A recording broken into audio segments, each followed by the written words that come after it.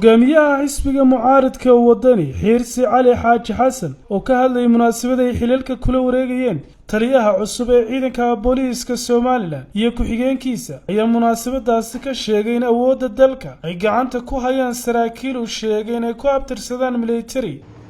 waxaan leeyahay warbal waxaad moodaa inaynu militarization aynu wada military noqono. madaxweyne waa military, wasiirkii daaqiligu waa military, booliskii waa military buu noqday.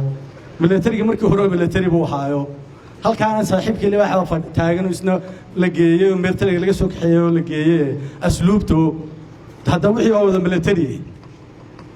warbal waxa yeeshaan hadii wasiirkii daaqiliga madaxweynihii iyo ciidamadii wada military noqdeen dee badalaayo gacanta military gaan horu sheegay cadawga loogu talagalay gacanta hoos u dhiga bali sugaada gacanta hoos u dhiga.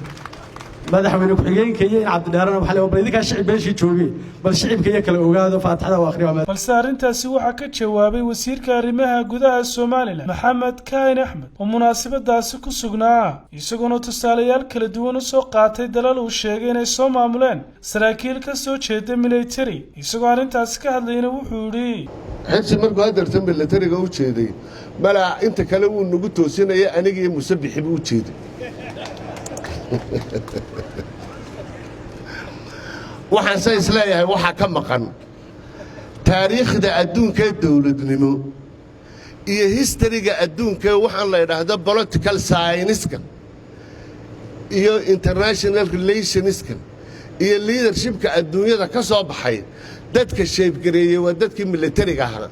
Faransiiska ayaa shape gareeyay, Charles de Gaulle baa sii gareeyay, Ingiriiska ayaa sameeyay, Churchill baa shape gareeyay, Mareykanka ayaa shape gareeyay, George Washington madaxweynuhu Abraham Lincoln iyo raggii nooca ahaa baa sameeyay. meeshay bahashu ka soo unkatay waa la yaqaanayo waa military academics-ka.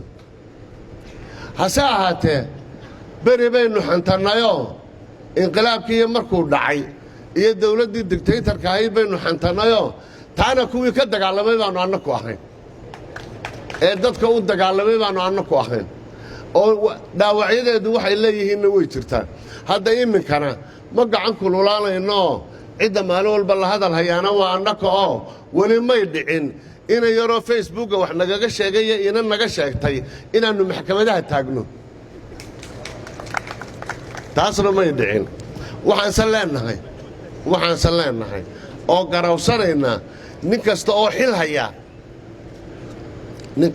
haya nin xil qaadi qaad baa la yidhi talada xilka waanu ogolahay, dhaliishana waanu ogolahay, tala wadaagana waanu ogolahay. xisbiyada mucaaradka imika xafladan waxaan ugu marti qaadnay ciidanka biliiskayda wax ku leeyihiinoo ay xisbiyada qaranka yihiinoo de laga yaabo baritaan yawman min almaa in iyagu maxaan ku dhahdaa ay yimaadaan. marka sababta awgeed baa loogu marti qaaday, sababta awgeed baa hadalka loo siiyey. laakiin waxa weeye mar walba munaasabada inay hadalka leeyihiinoo Ismaan Axmed Sabti fi Hargeysa. adeega cusub ee shirkadda Dahabshiil iyo Idahab casriyeynta hanaanka cusub ee xawilaadda Dahabshiil. haddaba macmil adeegan cusub ee casriga ahi waxa uu ku sahlayaa in adigoo jooga gurigaaga ama goobtaada shaqo aad lacag ugu xawishid asxaabtaada iyo ehelkaaga jooga daafaha dunida.